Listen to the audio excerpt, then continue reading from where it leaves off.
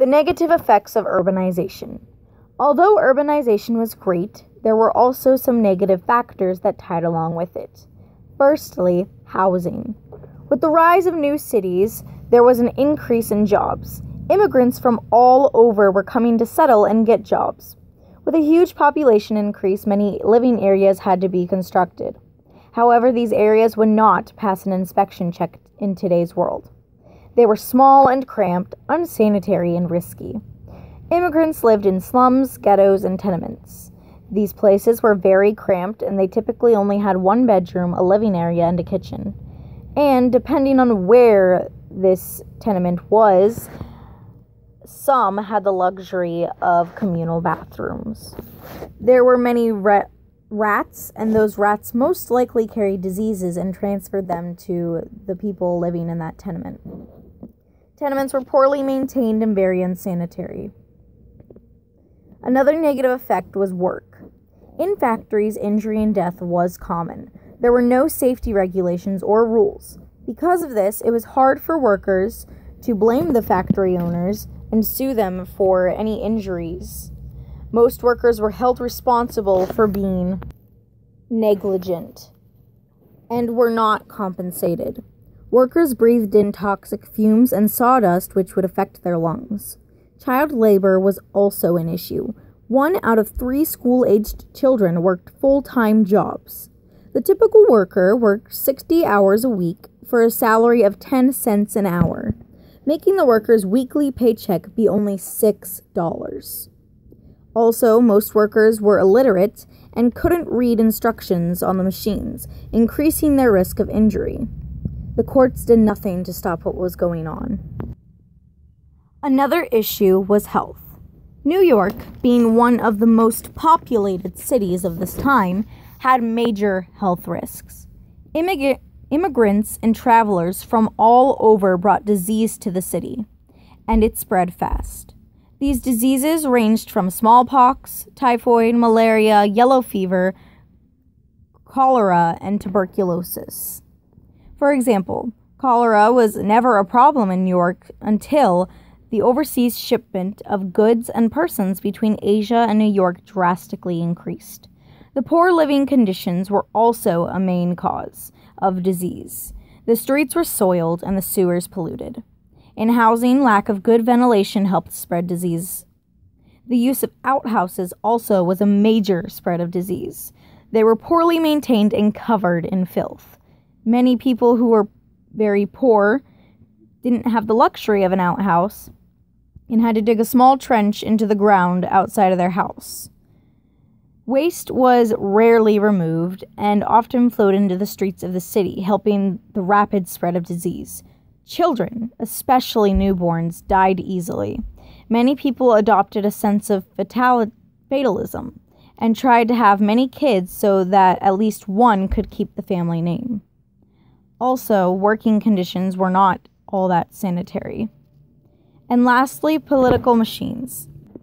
A political machine is an unofficial city organization designed to keep a certain party or group in power. They were usually headed by a single powerful boss. George B. Cox was an unusual example of a fairly honest political boss.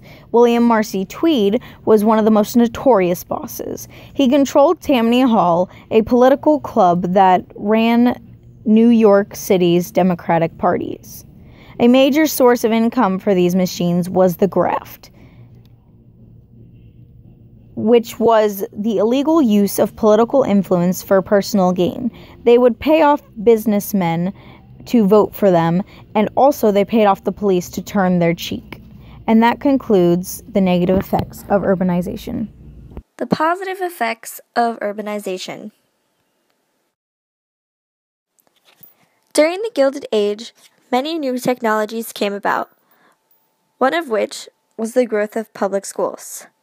The democratic society functioned best when citizens could read and write, so school became more accessible to everybody.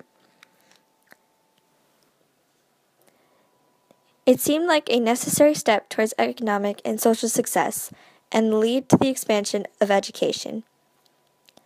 By 1900, 31 states had laws requiring children between the ages of 8 and 14 to attend school.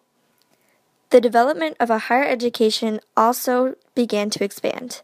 Between 1880 and 1900, more than 150 American colleges and universities opened.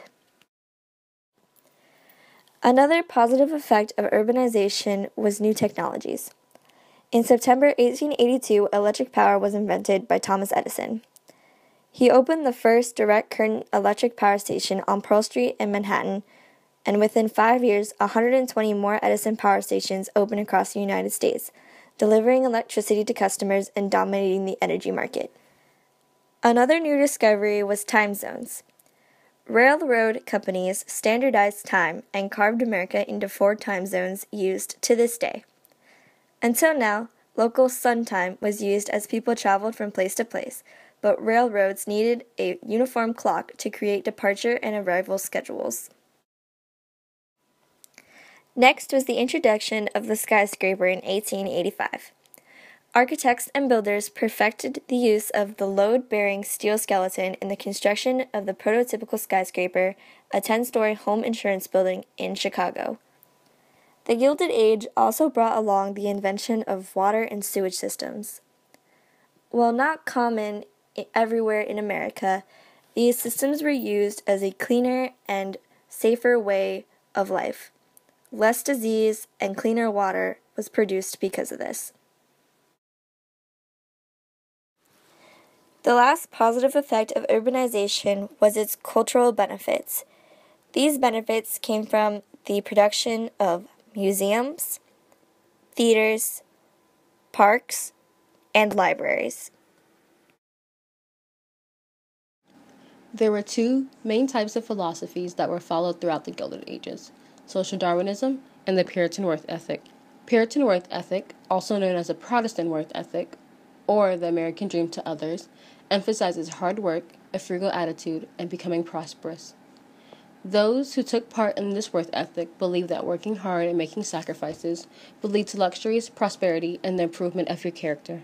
The Puritan work ethic also displays the Christian status and their Christian faith. They value everything else in relation to God. By putting God first, they were able to focus on doing well to please Him. Much of this faith can be traced back to early English Protestants such as the Puritans, who believed in the value of work for its own sake, meaning those who didn't spend every waking hour working were inclined to be tempted by evil.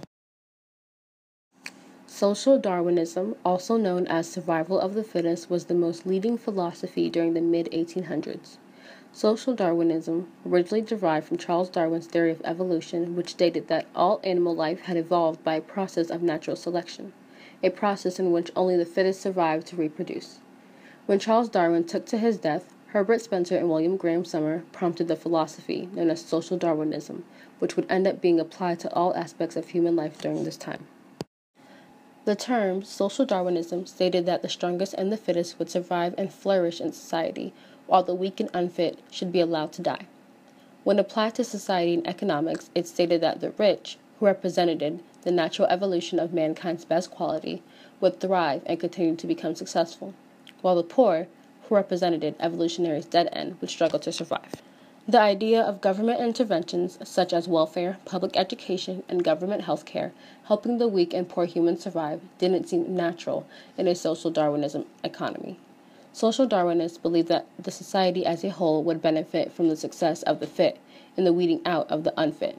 Instead, it negatively impacted America by justifying discrimination of the poor, having them believe that the lower class were inferior and would weaken the human race.